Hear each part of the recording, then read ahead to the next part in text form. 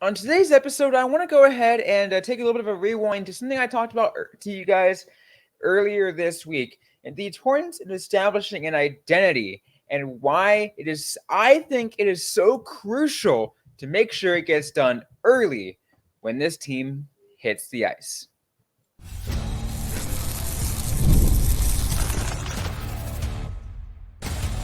You are Locked On NHL in Utah, your daily podcast on all things hockey in Utah, part of the Locked On Podcast Network, your team every day.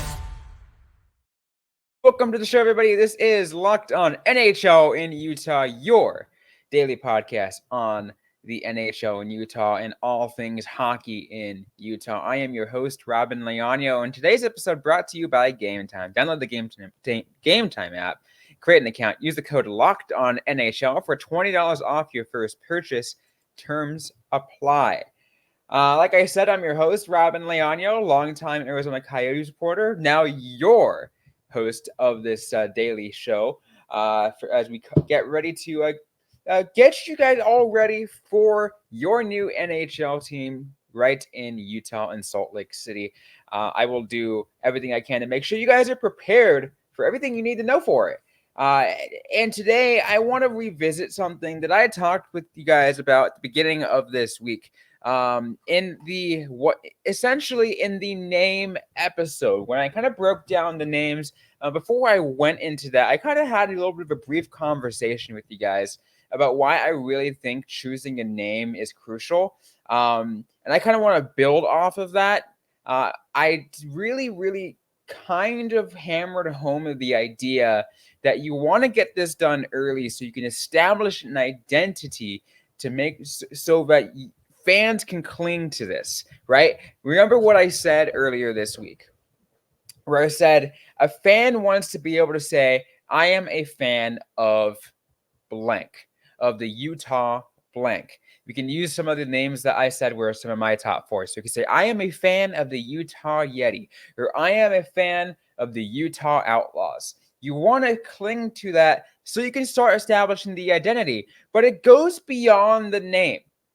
Establishing an identity goes beyond a name. And I want to really kind of bring that home to you guys to talk about that, because I think not a lot of people were realizing what the true importance of this, because there was a significantly more more hurdles and more pieces that we need to put together. So many of you are focused on, what's the name going to be?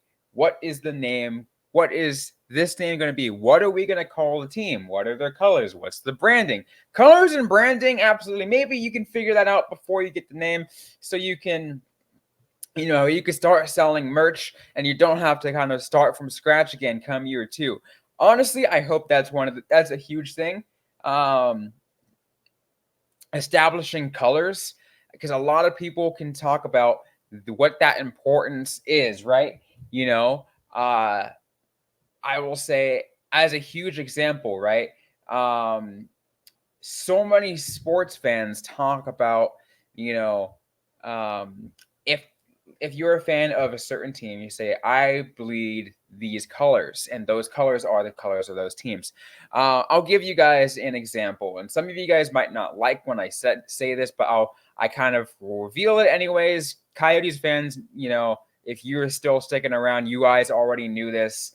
I was a born and raised San Jose Sharks fan. That's how I grew up. And I've always said growing up, I bleed black and teal. Same as a San Francisco, born and raised San Francisco Giants fan. I bleed orange and black. I say those things because that's what that is part of that identity, right? So we want to get into that. We want to really bring that home and talk about at least establishing some kind of color scheme. Maybe, just maybe, we'll be able to see something like that come the draft, and instead of just using generic like NHL colors, or whatever black and white colors. I mean, like, look, if that's your color, then cool. I mean, I got nothing against that, but Commit to it. Commit to your colors and make it long term. And that's not to say that, that changes over time. Take a look at the Los Angeles Kings. They were what, like purple and gold for such a long time. Heck, the Los Angeles Lakers now, essentially take those colors as part of it too. They've had in the past too. And then the LA Kings kind of, they flopped, and they're like, they flip flopped, and the term I should say, they flipped, and they're like, all right, now our colors are, silver and black, or whatever colors you want to, say they exactly are. You have the Vegas Golden Knights colors, where gold is a huge part of their identity. Where you have the Sharks, as I mentioned before, they're teal, and it's been teal. So many teams, like there are teams that have changed, but there are teams that stick to it in the long term. The Kings, I will say, were as I mentioned, that maybe that's a little bit of a different situation, because that team has been around for such a long time. I think it's been around for over 60 years at this point. I want to say, what is it? Since 67, so almost 60 years that team has been around. But other teams, that's to say the other teams, most other teams, they don't change. Maybe there's slight tweaking, slight updates. They stick to that, and they're committed because fans buy in to what that feels like. They want to identify with that and say, I will bleed these colors from the first day I became a fan. You switch that 1 year in, or whatever it might be, it just kind of feels flat, right? It feels a little bit flat. So establishing an identity with colors, again, I don't care about, again, if you're not going to get a name, don't worry about the logo. At the very, very least, colors. And that goes with whatever name you can get. Maybe you can have a certain color scheme that works for every single one of those potential top names. Maybe you get down to a final four and you're like, okay, here's a color scheme. Let's fit the color scheme and do whatever it is. Do what you can to find out a color scheme that can work for whatever team you make, and get that done ASAP. So you guys as fans can start saying, I bleed these colors. Just like I said, if it comes in the name, I am a fan of blank, I bleed these colors. Because that's how we all want to feel as a sports fan, right? That's how we all want to feel. To really identify with your team. And still, even so, establishing the identity being so crucial, it goes even beyond the colors. I want to talk about that, but first, just a quick word from our sponsors on today's show. And today's episode is brought to you by FanDuel. There we go. There it is. It's winner take all time in the NBA and NHL, and FanDuel is giving you a shot at bringing home a big win of your own. Right now, new customers get a $150 in bonus bets. That's with any winning $5 bet. So $150 to bet on spreads, money lines, player props, and more. All you got to do is visit FanDuel.com/lockdown and make every playoff shot count. FanDuel is America's #1 sportsbook. Let's continue things here right on Locked On NHL in Utah. Once again, I'm Robyn Leano, wanting to thank everyone for all of your support this first week of this show. All the Coyotes fans who are still listening to this after 1 week of the new branding. I want to thank you guys all for 3.5 years of making this show your first listen every day. I invite everyone to do the same if you are new to the show. We will bring you guys everything you need to know for Utah hockey. And just a short 20 to 30 minute episode so you guys can get caught up by the time you guys get to work in the morning. That is our goal. So let's continue. I've got some more thoughts about the how crucial it is to establish an identity. Because like I said, I have a lot to unravel about this. And honestly, I didn't even I expect to go crazy on the colors, but um, let's keep going because I want to say that establishing and creating traditions is goes into number two. Creating traditions is another huge aspect of what's going to be um, establishing an identity. Some traditions you cannot know until you know a team name. Example, um, I'll use the Vegas Golden Knights as an example once again. They have that show that they do, or that the very like medieval night show they do before a game, where essentially they slay whatever their opponent is, or whatever it might be. They create, of course, one, they make it very Vegas because that's they're establishing identity with their city, as well as they're going again with the idea of knight, very medieval, Golden Knights. That's their team name. They do that. They call their they're able to call their their arena the fortress. They have so much that goes in with that. Another example of with a team that has a tradition that follows their team name. Again, I'm going to go back to the San Jose Sharks, my own hometown team, or my own childhood team. The going into power plays, they do the jaws chomp, where they do the they do, get their teeth, and they whatever they trying to find out the best way to term. They do the jaws hands. They do that. Creating traditions like that, or even if it even goes beyond anything like that, you can create a tradition without it being a team name. And specifically, I'll go to the Winnipeg Jets / even the previous iteration of the Arizona Coyotes. What did they do whenever this said team makes the playoffs? What do those organizations do? They call for a whiteout. There's a history behind that, of course, obviously, with the you wear white to support the home team, because a while back ago, the home team would be the ones wearing the white colored jerseys, so the whiteout. But that was a tradition.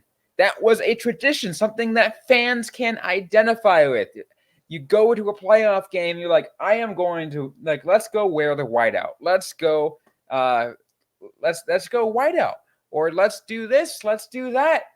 Establishing traditions can be huge of creating identity for this team and creating a fan connection.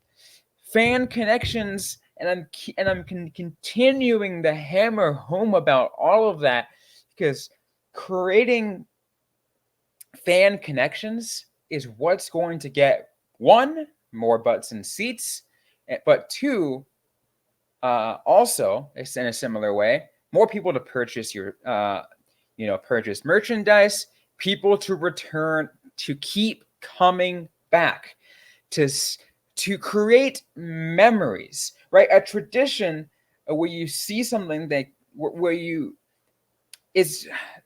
Let's put it this. I will add an additional sense to this, right? Going with the idea that you can say children can be heavily influenced, right? Children have the ability to be heavily influenced by certain things. Younger children, they have these abilities to create core memories. And even us as adults, we create core memories for being able to see things and get these traditions. I will never forget my first playoff Sharks game when I was a kid. I will never forget my first University of Arizona basketball and football games, because they created traditions that made me remember these things. Like, ooh, they did this specifically. Whatever it might be, whether it's a chant, whether it's a like the Jaws thing for the Sharks with the power play, or whether it's the night thing, like for the Golden Knights, like I mentioned. Whatever it might be, or a while back ago, even though necessarily it wasn't even a fan-driven tradition, but you have like what the Carolina Hurricanes, when even though it wasn't hugely long-lived, and it kind of came up later on, but their storm surge, and when they do something like that, or their Detroit Red Wings with their octopus, which is not even related to necessarily the team name. You got to read a lot about that history if you want to know what that's all about. Or another similar way, the Florida Panthers with the Rats, or the Nashville Predators with the Catfish. Traditions. You see things like that. You build those memories, and you always remember that. So these are things I want to see it get established as soon as possible. If you're not able to come up with a name, like I said, sure, that's fine.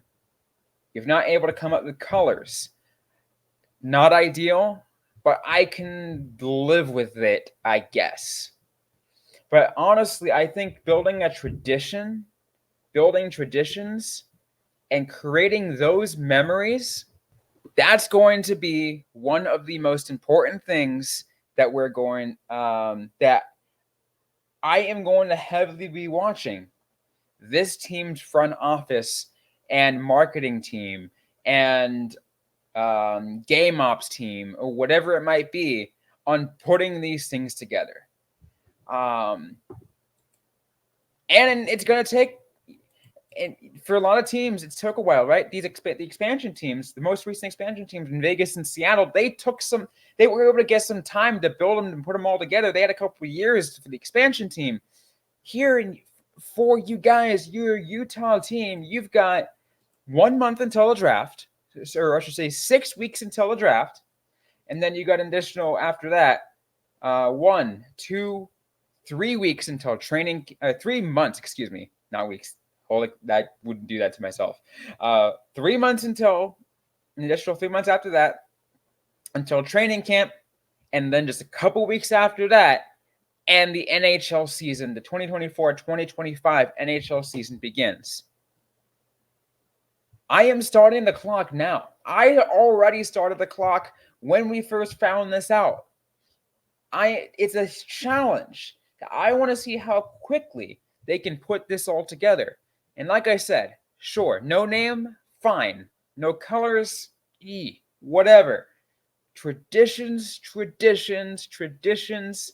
Find something that you guys can connect with.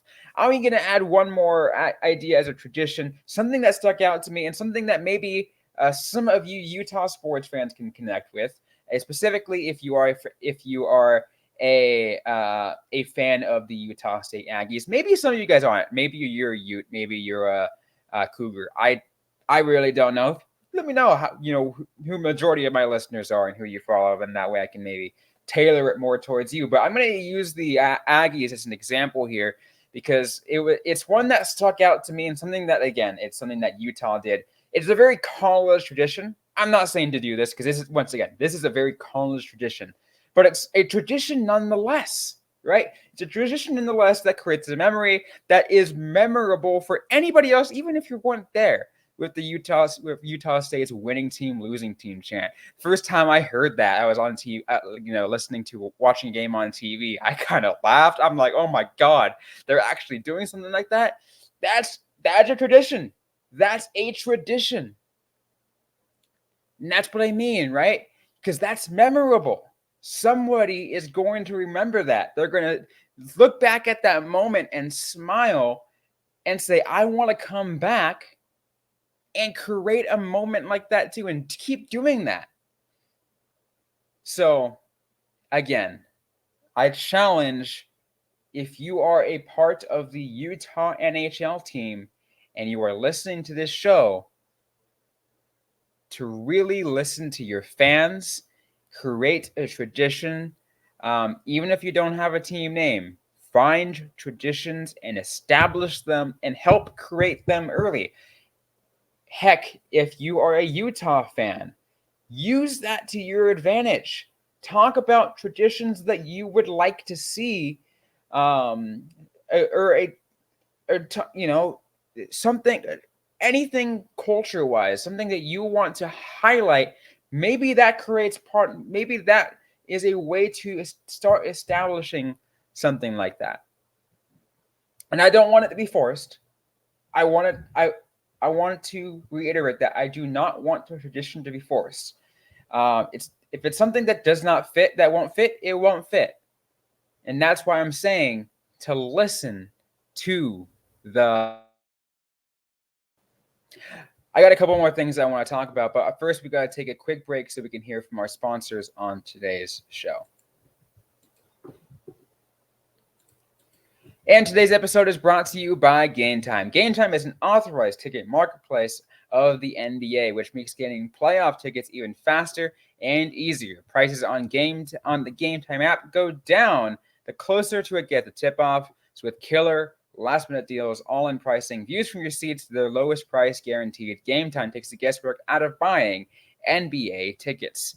Check out, all you gotta do is take a look at whatever games, even it goes beyond NBA playoff games or whatever it might be. Take a look at the NBA next season. I know a lot of you guys want to check out what's going to be going on at the Utah Jazz, or heck, maybe you're not even an NBA fan. Maybe you're a college football, college basketball fan. Like I said, Utes, or Cougars, Aggies, whatever it might be for football, basketball.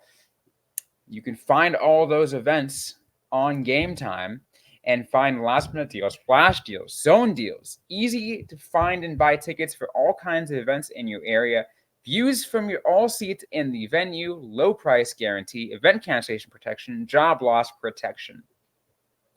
You can save up to 60% off buying last minute for sports, concerts, comedy, theater, and more. My favorite feature, all-in pricing. You can toggle this feature. It shows you the total up front with those fees included, so you're not surprised by those fees when you hit the checkout button.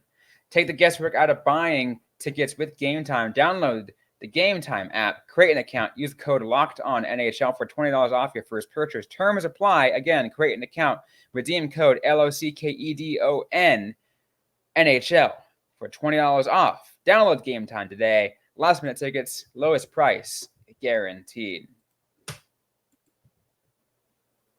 Let's finish things off on this episode of Locked On NHL in Utah as we talk about, once again, the importance of establishing an identity early for this new Utah NHL team. Because I think that there are a lot of concerns. There's a lot of things that need to happen, for a team to be successful, to bring fans back. Sure, you are going to get them in for year one because all you guys are so excited. But you establish these traditions and these ways of creating an identity, you are going to bring them back for year 2, year 3, year 4, and beyond. One of the last things I want to discuss when it comes to doing that is finding kind of a twofold thing here: a goal horn and a goal song. The horn is a little bit more of the difficult thing. There are a lot of situations in which, if you're lucky, you're able to get a real horn, and in some way, shape, or form, it is associated with your region. Somehow, or whatever it might be. I'm going to use, once again, 2 West Coast teams as an example. I know these West Coast teams a lot easier. I'll even maybe add a couple other ones in there too. Because I believe there's they're, if I'm not mistaken, that's what they are. But the West Coast teams are a little bit easier for me. San Jose Sharks, example. Anaheim Ducks both use like a variation of foghorns. They're on the coast. They're able to work with something like that. So they find a goal horn that works with that. But they're different, right? They're not the same horn. They're very different horns. If you listen to it, the Anaheim Ducks has a very, very deep. In fact, the Anaheim Ducks actually has not necessarily even more of a foghorn. They have more of like a, I guess, sounds almost like a tugboat horn. The Los Angeles Kings, theirs is a very, it's a train horn. You take the idea of, you use that because, hey, you got, Union Station right there. That is a train hub for Amtrak that can take you across the country anywhere you might be. So you got trains, plus, Union Pacific or Southern Pacific, where you had freight trains pass through Los Angeles. It is a cargo and passenger hub. So many people going into Los Angeles for that reason. That's how that's one of the ideas of creating a horn. Getting a goal horn for Utah. Am I going to say I know any? No, I don't, because because I personally don't understand the culture yet. I don't understand, what brings everything. Maybe one thing is, from my understanding, a couple things that based off some of you guys have mentioned is the railroad. So maybe some different kind of variation of a train horn. Where you can get a train horn for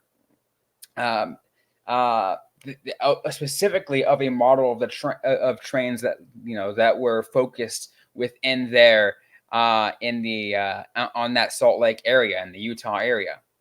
There is an idea, right? There is an idea. That's one. That's part one. But two is finding the goal song, and that goes in hand with establishing the like the traditions, like I mentioned. So many there. All right, this is going to be a difficult thing because there are multiple schools of thought here, right? Because goal songs change. Sure, they do. Vegas has changed, I think, twice, 2 or 3 times since they started, and they're still a very young team. But other teams have stuck with a goal horn for such a long time. Boston, I can't even remember how long it's been since they started using. I'm not sure if I said Boston. Yeah, so Boston, I don't know how long they've been using the Zombie Nation song for.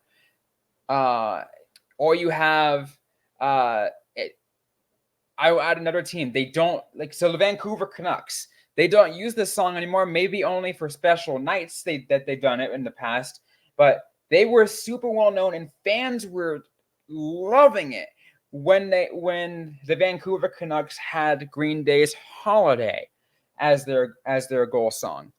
The San Jose Sharks for a long time ago had the Gary Glitter Hay song before and then before just about that around that time when every team dropped the Hay song for a very specific reason. And then they switched on over to the Get Ready for This. Before having a weird year where they didn't understand what they were doing.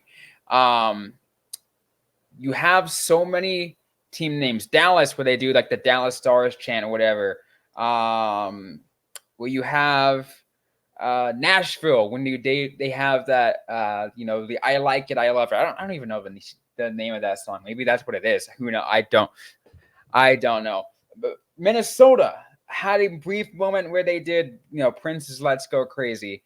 I think they did that for their, when they had Reverse Retro Night back, when that was a thing. But it's changed, but there are these, but I want to get back to that. There are the ideas where teams establish an identity by having fans associate with a goal song that they can love, and they can start associating with yes, the sound of when my team scores. Back in the 2010s, I kind of want to bring it back up because, like I said, for example, the Sharks had the Hey song. They weren't the only ones that did. There were like a number of other teams that did. The same thing goes with there were a number of teams that had the Zombie Nation song around the early mid late even most of the 2000s and the early 2010s before everything changed and about everybody started switching up, and now just about every single team has their own unique song. So I challenge you fans to find something and share them with me. Share them maybe what would you like to hear as a goal song? I'll give it another example too, of course, because I have, because I'm pretty sure a lot of you Coyotes fans who are still listening to this, and you guys want to associate yourselves with this for such a long time. For a while they had Werewolves of London. They had a couple other songs kind of mixed in there in between. But so many people then eventually, again, beginning in the early mid 2010s, you all associated the Coyotes with the Black Keys Howlin' For You. And it fit so well that people loved it. So once again, to those Utah fans, I am challenging you guys and to the Utah team, again, if you are listening to this, if you are part of the team that's trying to build this and put it all together, I challenge you to find something that the fans will connect with. So if you are a fan, find something that connects with you and something that you think would, will give you the idea of this can be an amazing goal song. I cannot really think of anything in my head right now. Because in my head, all I can think of are generic, arena songs or things that I have heard in the past. I don't like reusing, but I don't like to assert myself either into these conversations if I don't know the culture yet. All I am saying right now is to figure it out, is to challenge everybody who is a part of this process to figure it out now, so you can get those fans to come back, so you can get them to remember, so you can get them to establish traditions, so you can establish an identity for your team. Let me know your thoughts. Am I wrong for wanting to get this done as soon as possible? Again, like I said, not trying to rush it, not trying to force it, but wanting to see everything come to fruition sooner rather than later. Am I wrong for doing that? Do you guys think that maybe it's a piece of me for being, coming in from the Arizona team and seeing that they already have something established, that I want to see something established here? Is that what you think of me? Let me know if that's what you think of me. Maybe you're saying that, I'm just thinking, I just want you guys to be successful. I don't know. You guys don't have to psychoanalyze me specifically, but just give me your thoughts about what you think or what is most important to you on making sure that this identity is taken care of, that it is established. Do you want to focus on the name first, which again, so many people like I've mentioned already? Do you want to focus on the colors? Do you want to focus on the traditions, the goal songs, the goal horn? What is the most important thing to you that you want to see before we get to the next season? Let me know in the comments below if you are watching on YouTube. Let me know on social media at Robyn_Leano. And once again, on our podcast X page, where we are still currently at LO_Coyotes. Like I said earlier this week, we are in the process of getting that changed over, so we can continue to connect with all of you Utah fans. That's it for today's episode of the Locked On NHL in Utah podcast. If you like what you heard, don't forget to leave a review, like, comment, subscribe if you have yet to already. We're available everywhere you get your podcasts, including on YouTube, Sirius XM, ad-free on Amazon Music. Don't forget to interact with us on social media. Like I mentioned, I'm at Robyn_Leano, still at LO_Coyotes for now, or on Facebook at facebook.com/LockedOnNHL in Utah. Interact with us. Ask a question you might have. We might answer right back or on a future episode of the Locked On NHL in Utah podcast. Thanks again, everyone, for listening to today's episode. We'll see you guys next time.